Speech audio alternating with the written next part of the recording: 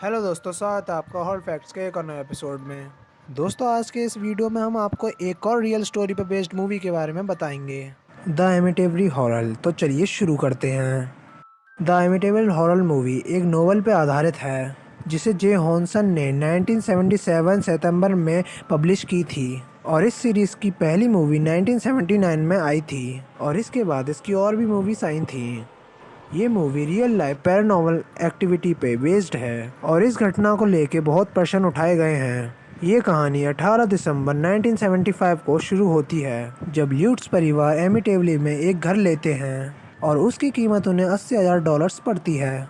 George और कैथी ल्यूट्स को ये घर बहुत पसंद आता है क्योंकि इस घर में 5 बेडरूम थे और इतने पैसों में ये घर बहुत ही ज़्यादा बड़ा था। लेकिन इस घर में 13 महीने पहले एक हादसा हुआ था। इनसे पहले इस घर में डिफॉय फैमिली रहती थी। उनकी फैमिली में माता पिता और उनके अलावा 5 बच्चे भी थे। 13 नवंबर 1974 रॉयल डिफॉय अपने दोस्त हैरी के पास भागते हुए जाता है। वो उसे बताता है कि उसके पूरे परिवार को किसी ने गोली मार दी है। हैरी तुरंत ही पुलिस को ये खबर बताता है कि पुलिस के वहाँ पहुँचने के बाद उनको वहाँ 6 लाशें मिलती हैं जो कि रोनाल्ड के माता पिता और उनकी बहन भाई की लाशें थीं। पुलिस रोनाल्ड से पूछती है कि जब ये हुआ तो तब वो कहाँ था। रोनाल्ड पुलिस को बताता है कि जब ये सब हुआ तब वो घर नहीं था। लेकिन पुलिस की जांच पड़ताल करने के बाद पुलिस को रोनाल्ड के रूम से .35 mm की राइफल मिलती है। अब सारा शक रोनाल्ड पे चला जाता है। जब रोनाल्ड से इसके बारे में पूछताछ होती है तब वो कन्फेस कर लेता है कि उसी ने ही अपने माता पिता और अपने बहन भाई की हत्या की है। वो पुलिस को बताता है कि उसको दीवारों में से अजीब अजीब आवाज़ें आती थीं और वो आवाज़ें उन सबको मार डालने की कहती थीं।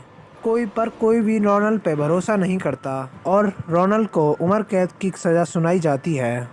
और ये सारी बातें ल्यूट्स परिवार को पता थी, लेकिन फिर भी वो इस घर को खरीद के बहुत ही ज़्यादा खुश थे। उन्होंने डिसाइड किया कि वो इस घर में शिफ्ट होने से पहले पास के पादरी से इस घर को ब्लेस करवाएंगे। अब ल्यूट्स परिवार सामान लेके शिफ्ट हो जाता है, तभी वहाँ पे पादरी भी आ जाते हैं। जब पादरी फर्स्ट फ्लोर के फर्स्ट रूम में जाते हैं, अब जैसे ही होली वाटर वो इस रूम में छिड़कते हैं तो वहाँ से ज़ोर ज़ोर से चिल्लाने की आवाज़ आती है और वो रूम डिफॉय फैमिली के माता पिता का रूम था और वो आवाज़ें ज़ोर ज़ोर से चिल्ला के पादरी से यहाँ से जाने के लिए बोल रही थीं। पर प्रीस्ट तब भी नहीं माने। वो होली वाटर छिड़कते रहे और अचानक से किसी ने उनके गाल पे तमाचा जड़ दिया और प्रीस्ट यहाँ से निकल गए। पर प्रीस्ट ने ये बातें ल्यूट्स फैमिली को नहीं बताई। लेकिन प्रीस्ट ल्यूट्स फैमिली से ये कहकर जाते हैं कि फर्स्ट फ्लोर के फर्स्ट रूम को अपना बेडरूम ना बनाएं और उसका कम से कम ही प्रयोग करें। ल्यूट्स परिवार ने प्रीस्ट की बात मान ली और उस ऊपर वाले रूम को स्विंग रूम बना दिया। अब ल्यूट्स परिवार को पहली रात से ही उस घर में अजीब और गरीब चीज़ें दिखाई देने लगीं। घर में कभी कभी ठंड लगने लग जाती थी और कभी कभी बहुत तेज़ बदबू आती थी। इन सब के अलावा जॉर्ज को ठंड सी लगती रहती थी और वो ज़्यादातर समय आग के पास ही गुजारा करता था। घर में रह रहे सभी लोगों की हेल्थ कंडीशन भी ख़राब हो रही थी और वो अक्सर चिड़चिड़े मूड में रहते थे। ल्यूट्स परिवार की बेटी अक्सर अपने कमरे में किसी से बात करते हुए पाई जाती थी और उसका कहना था कि वो जिससे बात करती है उसका नाम जोडी है और ये बताती है कि वो एक लाल आंखों वाली लड़की है और वो जब चाहे अपना रूप बदल सकती है। और इस सब के अलावा कैथल को भी किचन में काले धब्बे दिखते थे और कभी कभी उनको ऐसा भी फील होता था जैसे कि उनको किसी ने पकड़ रखा है। ल्यूट्स परिवार इस घर में एक भी दिन चैन से नहीं गुजार पा रहे थे। एक दिन अचानक ऊपर वाले रूम में एक बड़ी मक्खियों का झुंड आ गया। पर हैरान कर देने वाली बात तो ये थी कि ठंड के मौसम में मक्खियाँ आती ही नहीं हैं। इस घटना से ठीक एक दिन बाद जॉर्ज की नींद 3:15 पर खुली और ये वही समय था जब डिफॉय परिवार की हत्या हुई थी। और इस दिन के बाद जॉर्ज की नींद तकरीबन इसी समय पे खुलती थी और वो बहुत ही ज़्यादा डरा रहता था। एक दिन जॉर्ज की नींद उसी टाइम खुली और उसको अपनी पत्नी की जगह कोई और बूढ़ी औरत सोती हुई दिखी और वो जॉर्ज को देखकर ज़ोर ज़ोर से हंस रही थी। जॉर्ज ज़ोर ज़ोर से चिल्लाने लगा और जॉर्ज के चिल्लाते ही वो औरत वहाँ से गायब हो गई और जॉर्ज को वापस से अपनी पत्नी दिखने लगी। इस घटना के अगले ही दिन रात को अचानक से कैथी अपने बेड से उड़ने और उनके 2 बच्चों के साथ भी ऐसा ही हुआ। अब इस परिवार की बर्दाश्त करने की क्षमता खत्म हो चुकी थी और उन्होंने कैथोलिक प्रीस्ट को कॉल करने की कोशिश की। जैसे ही वो कॉल करते थे उनका कॉल अचानक से अपने आप ही कट हो जाता था और वो प्रीस्ट को कॉल नहीं कर सके। तो उनने इस अदृश्य शक्ति से खुद ही लड़ने का फैसला लिया। अब जॉर्ज ने अपने हाथ में क्रॉस लेके होली पेयर डिसाइड करना शुरू कर दिया। कहा जाता है कि जब जॉर्ज होली पेयर डिसाइड कर रहा था तो किसी के जोर जोर से चिल्लाने की आ रही थी जो कि बोल रहा था प्लीज स्टॉप, और उसके अलावा बहुत सारी आवाज़ें और भी आ रही थीं। ये रात इस परिवार के लिए बहुत ही ज़्यादा खौफनाक थी और अब अगली रात तो हद ही हो गई।